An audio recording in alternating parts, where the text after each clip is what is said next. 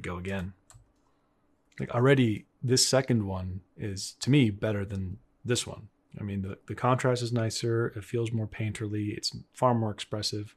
But I think we have to go through the steps of exploring them in different styles and proportions to let that kind of fun stuff reveal itself. And which is why I say the first one is always going to be the most rigid, the most boring. Sometimes it's the best one, but you know, if you keep going, just kind of try it and see what happens. So the next one, I'm gonna grab this brush. An idea, what if we did it a little bit flatter? Like it's like we take that and kind of squish it a little bit. That'll be a fun exercise. So squish it. We got that inner donut area. It's gonna have a shadow here, shadow there, and the stem. I'm gonna grab the color from up here because efficiency is key. Merge down, new layer. Let's see what happens when we go with the full red color. Now this is on a new layer underneath the line work.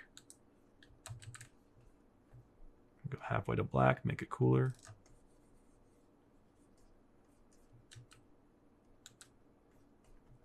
Get a shadow here, a little bit of shadow there. This time we're going to pull out the airbrush. Just kind of let that shadow be a bit more soft there. Let's grab this for the shadow on the wood. Let's lower the opacity of that line work. We don't want it to be too distracting. We could actually just take that and merge it down. Now it's all together on that layer. Let's grab this. We want a highlight, so let's go towards orange and a little bit brighter. And this is just a continuation of the concept, which I really want to drive home, is if you go brighter or darker, whatever the shift, change the color too.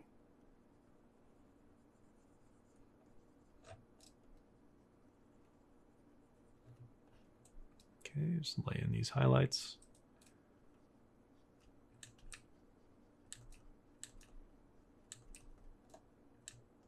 Even when you zoom out, it kind of already starts to read like it has three-dimensional form. It has that illusion of light. Let's grab that mixer brush. Oh, wrong one. All right, let's make it big. Just one diagonal stroke like that. Like this. Let's blend it in with that shadow, which we'll be changing the color of the shadow shortly because it's lacking in color.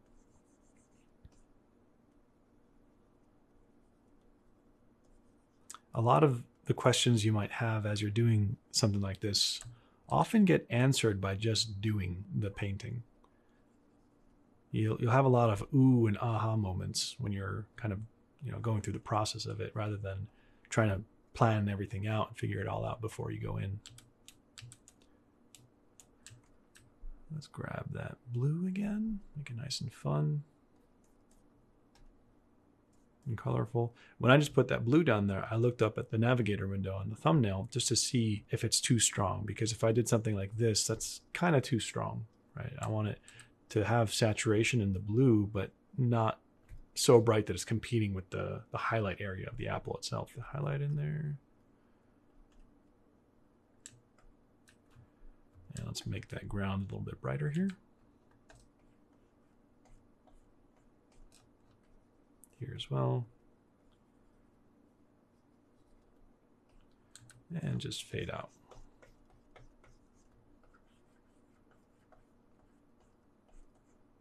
Let's grab a stem color. New layer. One stroke, halfway to black, make it warmer or cooler. Just have fun with it. Maybe even add a bit of blue in there. Why not? Yeah, that's cool. We forgot the shadow of the stem onto the apple. Well, there it is. That's what I'm talking about. I'm actually going to sneak in a little highlight on that stem here. Even if it's not like that in the reference. Or it is a little bit. Yeah, there's some highlights in there. I did forget to put the speckles of those dots, but that's fine. We'll skip that. If I really want to, I can add it later.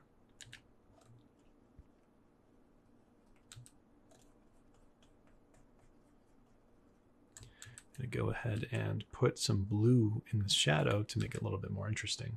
New layer. This time I'm gonna use the transparent round brush. I'm gonna grab the blue that we used up here. I'm gonna just go ahead and lightly paint that in on this whole area.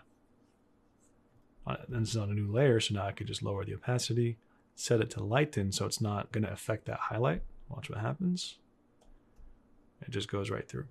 So lower the opacity a little bit more, merge down, and I want to really emphasize this little corner. It's a fun little high contrast shape that I want to bring back out.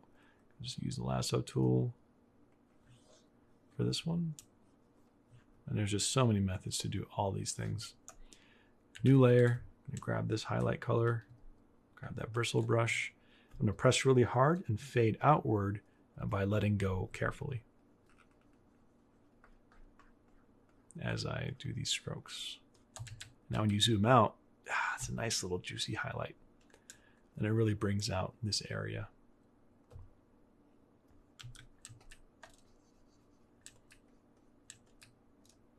I want to make the sphere of the apple itself feel more round, to have a bit of a roll over of the values. So what I'm going to do is grab this value.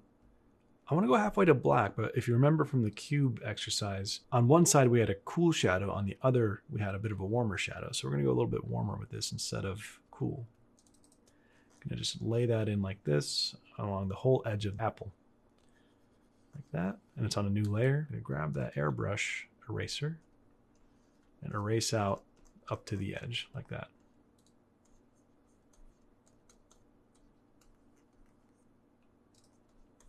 And just to see what it looks like without it, move it over. It's a bit flat. Now it's going to round over a little bit.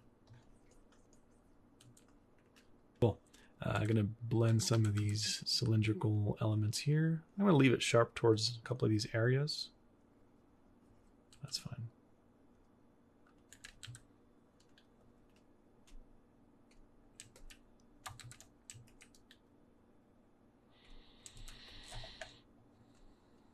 And put a little smiley face.